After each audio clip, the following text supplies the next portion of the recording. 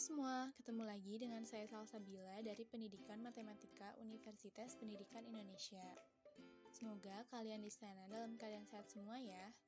Pada video sebelumnya, kita sudah membahas bab bangun ruang sisi lengkung bagian pertama, yaitu tentang tabung.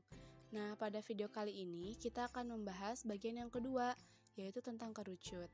Jadi, siapkan alat tulis kalian ya, mari kita mulai. Pertama, saya akan menyampaikan terlebih dahulu tujuan dari menonton video ini. Setelah menonton video ini, kalian diharapkan akan bisa menjelaskan definisi kerucut, lalu membuat jaring-jaring kerucut, setelah itu menentukan luas permukaan dan volume kerucut dengan benar. Oke, langsung saja kita mulai pembahasannya. Apa itu kerucut? Kerucut itu didefinisikan sebagai bangun ruang sisi lengkung yang dapat dibentuk dari tabung dengan mengubah tutup tabung itu menjadi titik. Masih ingat dong bentuk tabung yang kayak gini kan? Yang khas dari tabung kan alas sama tutupnya sama-sama lingkaran. Nah, kalau kerucut tutupnya ini bukan lingkaran, tapi diganti dengan titik aja. Jadi bentuknya kayak gini. Nah, ada lumayan banyak benda di sekitar kita yang bentuknya seperti kerucut. Contohnya benda-benda kayak gini.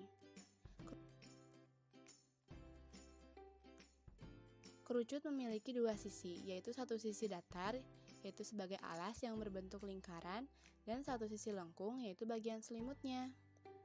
Nah, titik yang paling atas ini biasanya disebut dengan titik puncaknya. Sebenarnya, kalau kerucut ini dibuka, ternyata jadi begini. Alasnya tetap lingkaran, sedangkan bagian melengkungnya tadi ternyata merupakan sebuah juring yang digulung mengikuti keliling lingkarannya. Gambar kerucut yang udah dibuka ini disebut jaring-jaring kerucut. Itu ya, semoga bisa dipahami. Oke, sebelum berbicara tentang rumus luas permukaan dan volume kerucut, kita akan membahas hal yang sangat penting dulu. Ada tiga hal yang berpengaruh banget dalam perhitungan luas dan volumenya nanti, yaitu jari-jari, tinggi kerucut, dan panjang sisi miring kerucutnya. Kalau jari-jari jelas ya dari titik pusat lingkaran ke salah satu tepi lingkarannya dan disimbolkan dengan R. Kalau tinggi kerucut itu jarak dari titik puncak kerucutnya sampai ke titik pusat lingkarannya secara tegak lurus. Kayak gini, simbolnya T.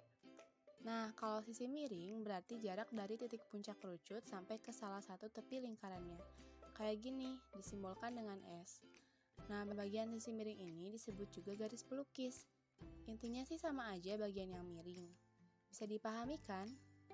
Oke, kalau kita fokus ke R, T, dan S, terbentuk sketsa segitiga siku-siku kan?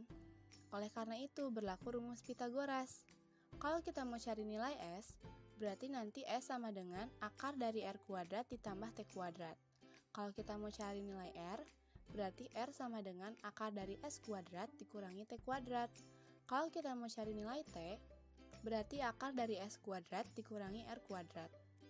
Nah, ketiga rumus ini harus dipahami baik-baik ya, karena akan sangat berguna dalam menentukan luas permukaan dan volume kerucutnya nanti. Dan kita ke luas permukaan dan volume kerucut. Nah, luas permukaan berarti luas seluruh permukaan yang menutupi si kerucut ini. Nah, ruang kerucut ini merupakan luas alas ditambah luas selimut.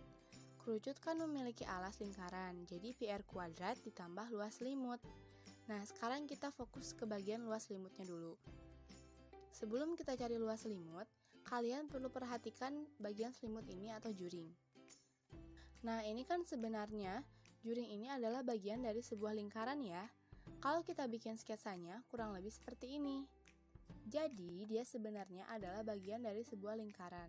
Dengan sisi miringnya adalah S ya. Jadi, ada lingkaran besar yang ini mempunyai jari-jari S. Nah, untuk menentukan luas selimutnya, kita akan membandingkan bagian dalam dari juring ini. Kita bandingkan dengan seluruh luas permukaan ini. Kemudian, kita bandingkan juga bagian pinggir dari juring ini atau bisa disebut dengan busur dengan seluruh bagian pinggir atau keliling lingkaran ini. Jadi, kita bisa tulis luas juring kita bandingkan dengan luas lingkaran dan panjang busur kita bandingkan dengan keliling lingkaran. Oke, kita lanjut.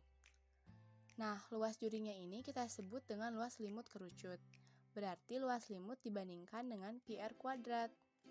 Nah, karena lingkaran yang besar ini punya jari-jari S, maka R di sini kita ganti dengan S. Sehingga rumusnya menjadi PS kuadrat. Nah, lanjut kita ke panjang busur. Panjang busur kan bagian yang melengkung ini. Panjang busur ini sebenarnya apa sih? Kalau kita balikan lagi ke bentuk kerucut yang semula, ternyata kan panjang busur ini adalah keliling dari alas kerucutnya.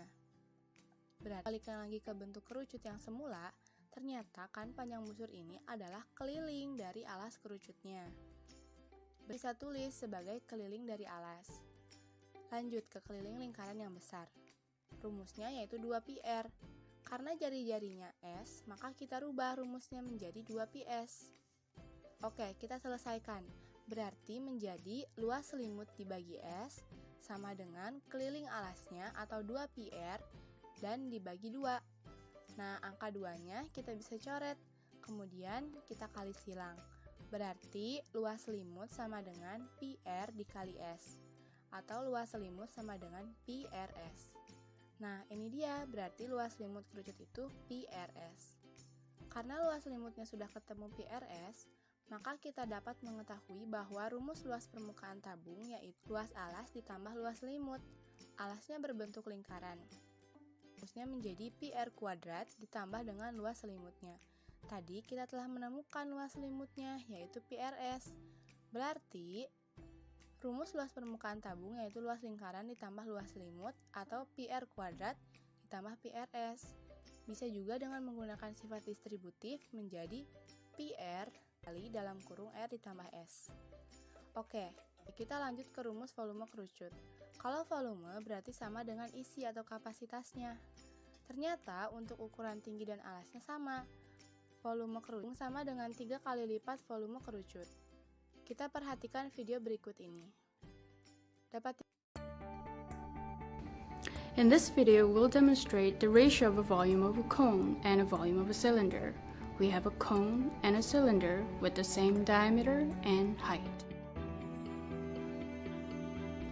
The cylinder is filled exactly with 3 full cones of water.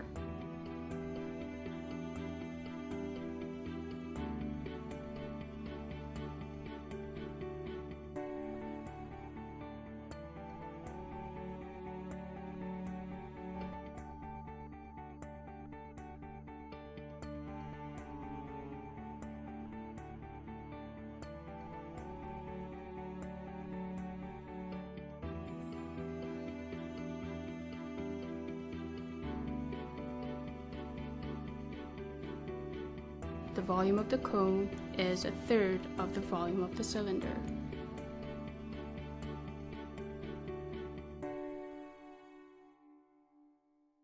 Ya, kalau ternyata volume tabung sama dengan 3 kali lipat volume kerucut.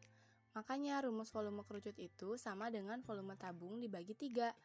Volume tabung kan PR kuadrat T, terus dibagi 3. Jadi volume kerucut yaitu PR kuadrat T dibagi 3 atau 1/3 dikali PR kuadrat T. Pengetahuan kita mengenai luas permukaan dan volume kerucut untuk menyelesaikan beberapa soal yang ada dalam LKPD kalian ya. Selamat mengerjakan!